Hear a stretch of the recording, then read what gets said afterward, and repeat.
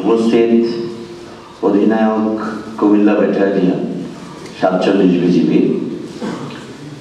বিজিবির কর্মকর্তাবৃন্দ, অভ্যাগত মিরপুর উপজেলা, কুষ্টিয়া জেলা এবং মেহেরপুর জেলার সম্মানিত জেলা প্রশাসকের প্রতিনিধি কর্মকর্তাবৃন্দ, পুলিশের বিভিন্ন কর্মকর্তাবৃন্দ, ইলেকট্রনিক এবং প্রিন্ট মিডিয়ার সম্মানিত সাংবাদিক ভাইয়েরা, বিজিবির পদাধিকারী সকল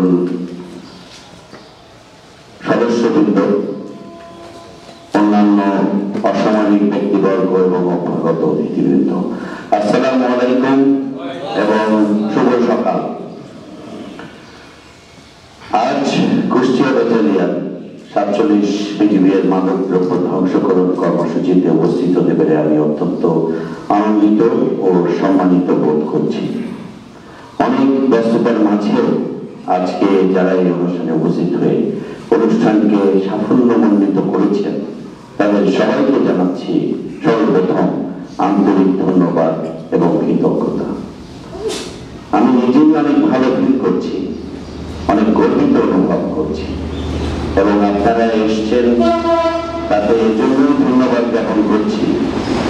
প্রত্যেকেই মন থেকে এরকম একটি মন্তব্য যেটি আমাদের যুব সমাজকে ধ্বংস করছে এবং আমাদের জাতির জন্য একটি অভিশাপ, সেই অভিশপ্ত দ্রব্যাদির ধ্বংসযজ্ঞ জেগে যারা মনে আনন্দ পেতে এসেছেন তারা সত্যি অন্তর থেকে মাদকের প্রতি জিরো টলারেন্স শো করেছেন এবং আমিও এ ধরনের একটি মহতী উদ্যোগ, যার মাধ্যমে ইলেকট্রনিক প্রিন্ট মিডিয়ায় এই বিশাল কুফলজনিত দ্রব্যাদি ধ্বংসের মাধ্যমে সকলের মাঝে যে একটি সচেতনতামূলক অনুভূতি সৃষ্টি করা এবং আজকের যে যুবক, আজকের যে শিশু এখনো মাদককে ধরেনি, তার মধ্যে মাদকের প্রতি অন্তর থেকে একটি ঘৃণা এবং বিগ নো তৈরি করা,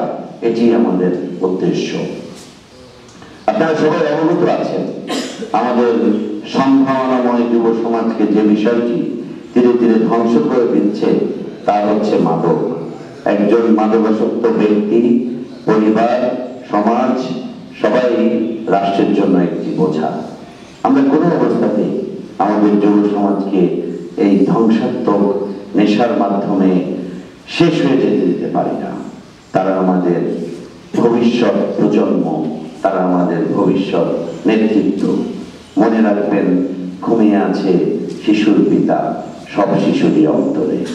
তাই মাদকের ক্ষেত্রে সকলের জিরো টলারেন্স টু নার্কোটিক্স নীতি অনুসরণ করতে হবে। তাহলে বিজিবি, র্যাব, পুলিশ সহ দেশের অন্যান্য বাহিনী মাদকের বিরুদ্ধে অভিযান পরিচালনা করে আরো বেশি সফলতা অর্জন করতে সক্ষম হবে। এদেশের বিশাল সীমান্ত দিয়ে মাদক দ্রব্য চোরাচালান প্রতিরোধ করা এই বাহিনীর জন্য একটি গুরুত্বপূর্ণ চ্যালেঞ্জ। আমরা এই বিষয়টিকে আমাদের পেশাগত দায়িত্বের পাশাপাশি সামাজিক দায়িত্ব বলেও মনে করি। আমাদের আশা আকাঙ্ক্ষার প্রতি ও সমাজের অন্যতম চালিকা শক্তি উঠতি বয়সী তরুণ ও যুব সমাজের এক বিরাট অংশ আজ নেশাগ্রস্ত এবং মাদকে আসক্ত, যা বর্তমান যুব সমাজকে ধ্বংসের দিকে ঠেলে দিচ্ছে। মাদকের এই ভয়াবহতা থেকে যুব সমাজ তথা দেশকে রক্ষা করতে হলে বিভিন্ন দেশ থেকে অবৈধ পন্থায় পাচারকৃত মাদক দ্রব্যের অনুপ্রবেশ আমাদের কঠোরভাবে দমন করতে হবে। নৈতিক মূল্যবোধের অবক্ষয়ের কারণে মানব সম্পদ উন্নয়ন আজ আমাদের চ্যালেঞ্জের সম্মুখীন। আমাদের সকলের দায়িত্ব মাদক মুক্ত অনুকূল পরিবেশ নিশ্চিত করা। পিতা, মাতা, শিক্ষক, বয়োজ্যেষ্ঠ ব্যক্তিবর্গ, অভিভাবকবৃন্দ সকলকে একযোগে এগিয়ে আসতে হবে। বিশেষ করে আমি অনুরোধ জানাবো ইলেকট্রনিক এবং প্রিন্ট মিডিয়ার সাংবাদিক ভাইদের, যাদের হাতে যে অস্ত্র আছে, তার মাধ্যমে এর কুফল সম্পর্কে এবং বিভিন্ন ভয়াবহ পরিণতি একটি সমাজ, পরিবার এবং ব্যক্তি পর্যায়ের বিভিন্ন মিডিয়ার মাধ্যমে তুলে ধরে মানুষের মধ্যে এর কুফলটাকে আরো বেশি ছড়িয়ে দেয় যদি সচেষ্ট হতে পারেন, তাহলে নিঃসন্দেহে সেটি সবচেয়ে বড় ধরনের একটি ভূমিকা রাখবে বলে আমি মনে করি। মাদক বিনোদনের মাধ্যম নয়, একটি আত্মখননের পথ। এই বিষয়টি সকলকে মূল প্রাণে বিশ্বাস করতে হবে। আপনারা সকলে ঘরে ঘরে আওয়াজ তুলুন, জীবনের প্রতি হ্যাঁ, মাদকের প্রতি না। জীবনে একটাই, তাকে ভালোবাসুন, তাকে উপভোগ করুন, মাদক থেকে দূরে থাকুন। আপনাদের সন্তানদেরকে সময় দিন, কাছে থাকুন, মূল্যায়ন করুন, মূল্য দিন। এবং আমি এই কথাগুলো এই জন্যই বলছি, আমরা অনেক চেষ্টা করে আজকে যে বিপুল সংখ্যক মাদকের পরিসংখ্যান আপনারা অধিনায়কের কাছে শুনলেন একটি বছরে যা আমরা ধরেছি, আমার বিশ্বাস এটি যে পরিমাণ মাদক পাচার হয়েছে তার তুলনায় অতীব যৎসামান্য। এবং আপনারা জানবেন যে একটি ফ্যান্সিডিল বর্ডার এলাকায় যেটির দাম 400 টাকা, সেটি ঢাকা শহরে 3000 টাকা। অর্থাৎ এই মাদকের চাহিদা নিয়ন্ত্রণে আমাদের বিজিবি সত্যিই অত্যন্ত সচেষ্ট ভূমিকা রাখছে। কিন্তু আসলে আমরা যেভাবে জিরো টলারেন্স শো করছি, যুব সমাজের এই মাদকের চাহিদাটি হচ্ছে তার বিপরীত 1/0, যার গাণিতিক মান অসীম, ইনফিনিটি। আপনারা দেখবেন মাঝে মাঝে সাংবাদিকরা কোনো কোনো মাদকাসক্তের সাক্ষাৎকার নিতে গেলে মুখ ঘুরিয়ে বলেছে কি কতটা খান, বলে খাই, গা পাই তাই খাই। তারপরে হয়তো বলেছে কেন খাচ্ছেন, বলে পাচ্ছি না তাই খাচ্ছি না, আরো বাইরে আরো খাইতাম। এর অর্থই প্রমাণ করে চাহিদাটি অসীম। যে পরিমাণ তার চাহিদা সে পরিমাণ সে পাচ্ছে না, এবং যত পাবে তত খাবে। অর্থাৎ এটা সীমাহীন।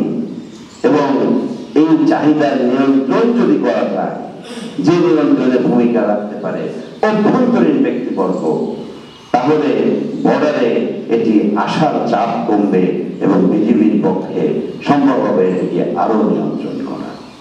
অভ্যন্তরীণ আইন শৃঙ্খলা বাহিনী, অভিভাবকবৃন্দ, শিক্ষক মন্ডলী, দায়িত্ববান সমাজের ব্যক্তিবর্গ সবাই এমন ভাবে পেশনামূলক বক্তব্যের মাধ্যমে যুব সমাজকে গড়ে তুলুন যাতে তারা অন্তর থেকে এই ঘৃণিত মাদক দ্রব্যের প্রতি না বলে একটি বিঘ্ন।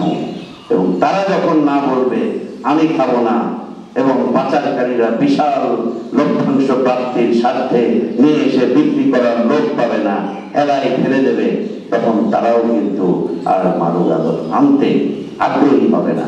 এবং আমাদের পক্ষেও ওই স্বল্প সংখ্যক মাদক পরিবহনকারীকে নিয়ন্ত্রণ করে একদিন আমরা স্বপ্ন দেখি বাংলাদেশকে সম্পূর্ণরূপে মাদক মুক্ত হিসাবে দেখতে। আসলে আমরা সবাই সেই স্বপ্ন দেখি। মাদক একটি বহুমাত্রিক জটিল সামাজিক সমস্যা, কোন এক সংস্থা এর মোকাবিলা করা দুরূহ কাজ। এজন্যই আমি বারবার আপনাদের বলছি, সবাইকে বলতে হবে মাদক নয়, মৃত্যু নয়, মাদক মুক্ত জীবন চাই। পরিশেষে আমি কুষ্টিয়া ব্যাটালিয়ন 47 বিজিবি তার অধিনায়ক এসএম, জুনিয়র কর্মকর্তাবৃন্দ এবং সকল পদবীর সদস্যবৃন্দকে আজকের আন্তরিক অভিনন্দন এবং কৃতজ্ঞতা জানাচ্ছি তারা এই সুন্দর একটি আয়োজন করার জন্য, এবং তারা নিরলসভাবে সীমান্ত পাহারার পাশাপাশি বিপুল পরিমাণ মাদক জব্দ করতে যে সমর্থ হয়েছে সেজন্য আমি তাদেরকে অভিনন্দন জানাচ্ছি। আবারও আমি অভ্যাগত সকল অতিথিবৃন্দকে, সকল পর্যায়ের কর্মকর্তা কর্মচারী সবাইকে আমি আন্তরিকভাবে কৃতজ্ঞতা এবং ধন্যবাদ জানাচ্ছি। আপনারা আপনাদের মূল্যবান সময় ব্যয় করে, কষ্ট করে আমাদের সঙ্গে সংহতি প্রকাশের উদ্দেশ্যে আপনারা এখানে এসেছেন।